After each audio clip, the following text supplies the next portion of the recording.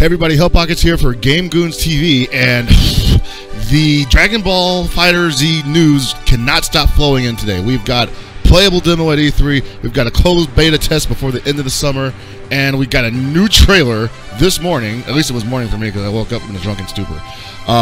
New trailer dropped today that it looks amazing. It looks like I can't believe it. I've been on Twitter all day just like, you know, trying to calm myself by just getting all my hype out on the internet and whatnot, and then try to cut a coherent video for you guys. But it's not going to happen. I'm sorry. I am freaking losing my mind right now.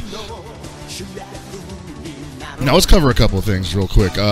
First of all, it is playable at E3, so that's really nice. If you're at E3 right now, I want you to tell me how this game is. I don't know if they're going to let you record footage or anything. I don't know if they're going to be broadcasting any kind of exhibition around the game. That would be really cool if they did, but you never know. They may not have time or money for it. But it is playable at E3. Get your hands on it. Give us a review if you can. Let us know what's going on because we all want to know. Also, closed beta test. Closed beta test before the end of summer 2017. That's right. This game comes out in early 2018, but a select few people, very lucky people, will get a chance to play it before the end of summer. So cool that they're able to do that. I can't wait to see what we can get from that. Hopefully they let people record footage or at least take screenshots from that. Maybe throw out some reviews or whatever. Hopefully they let me into that closed beta, because if they do, believe me, there's going to be a ton of content coming from Game Goons. The tag system. Tag system looks absolutely bonkers. You can get on pretty much every character on a screen at the same time. I don't know if it's anything like the variable cross system from Marvel vs. Capcom 1, where you put all your characters on the screen and you control them at once. There's probably quick shifting going on in there. Quick shifting being the KOF 11 lingo, where you basically tag your teammate in mid-combo. Probably going to be team supers. The supers, by the way, just look great. Whatever they did with Exerd, they ratcheted it up 20%, 120% with Dragon Ball FighterZ. Let's talk about the roster for a second.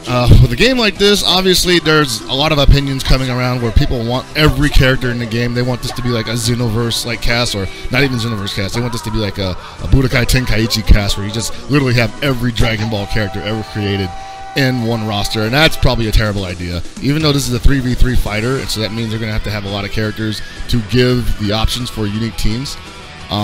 There's probably, I would guess, hopefully 40 characters. That's what I'm hoping for. We already know who's going to be in there. We know we're going to get, you know, Goku, Vegeta, Piccolo, Krillin, maybe Tenshin, Han, Yamcha. We're going to get those, maybe. We don't know how they're going to go with maybe some lesser popular characters like Akuman. I would love to see Akuman in this game. A lot of people are going like, who's this fucking hipster talking about Akuman? Who the fuck is Akuman, you know?